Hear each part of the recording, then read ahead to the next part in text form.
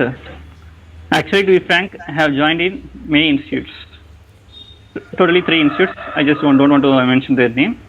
For Gpat preparation, initially I started an institute which provided me offline books, and I found some of the I also utilized their lectures.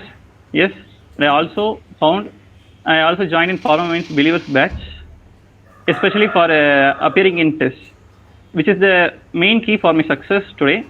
And since the Gpat and NIPER preparations duration is very less, I thought of preparing for aptitude.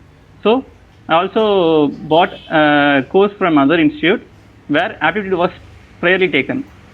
So I have access through all those materials.